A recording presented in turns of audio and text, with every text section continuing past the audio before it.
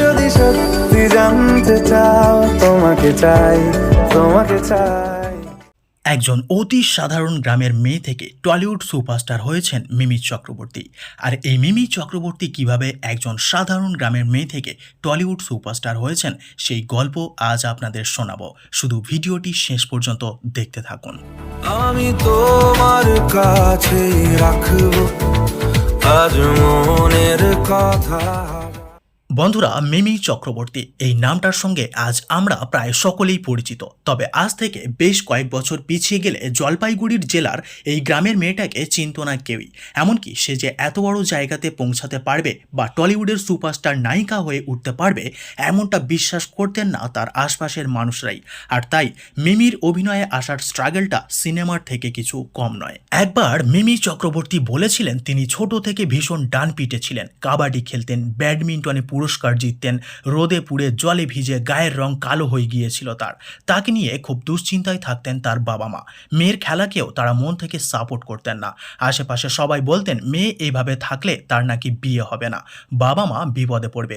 অবশ্য আজও মিমির বিয়ে কবে হবে সেই প্রশ্নই বারবার তোলেন সকলে। মিমি চক্রবর্তী আর 5টা সাধারণ মানুষের মতো জীবনযাপন করতে চাননি। 10টা 5টার চাকরি, পাড়ার আড্ডা, ভাত ঘুম, বিয়ে এসবের বাইরেও যে জীবন আছে সেই জীবনের পথে এগোতে চেয়েছিলেন তিনি। কলকাতার ঝাঁ চকচকে জীবন তাকে টেনেছিল। তাই স্কুলের পর কলেজে পড়াশোনা করবেন বলে বাড়ির অমতে জেদের বসে এসেছিলেন কলকাতায়। আর তারপর সেখান থেকেই চ্যাম্পিয়ন ধারাবাহিকে কাজের সুযোগ পেলেন তিনি। জীবন বয়ে চলল নতুন খাতে।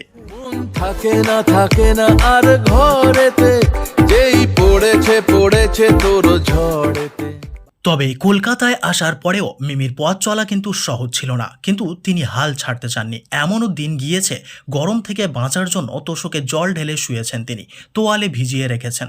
গ্রামের মেয়ে কোনোদিনও অভিনয় হবে না, সেদিন মিমিকে যারা এই কথাগুলো বলেছিল আজ তাদেরই খুঁজে পাওয়া যায় না। মিমি বুঝেছেন টাকা রোজগার করে নিজের জন্য জমাতে হবে, বাবা মায়ের পর তার জীবনে আর কেউই থাকবে না। বন্ধুরা, মিমি একমাত্র অভিনেত্রী যিনি ইন্ডাস্ট্রিতে অভিনেত্রীদের কম পারিশ্রমিক দেওয়ার বিরুদ্ধে মুখ খুলেছিলেন। তার কথায়, বিজ্ঞাপনের কাজে আমায় 10 লাখ টাকা দেওয়ার জন্য লোকের হাত পা শুকিয়ে গেলে অন্য আর একজন মাত্র 1 লাখ টাকায় সেই কাজ করে দেয়।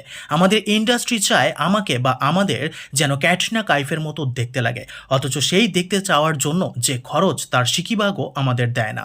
মুম্বাইয়ে প্রযোজনা সংস্থা ক্যাটরিনা কাইফের বিশেষ খাবারের খরচ পর্যন্ত জোটায়, আর এখানে লোকে তো নিজেকে কম পয়সায় ঠিক করে রাখতেই পারবে না, তাই না?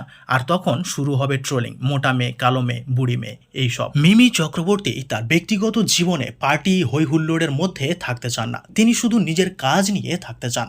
কম কাজ করেন ঠিকই, কিন্তু বেছে বেছে কাজ করেন তিনি।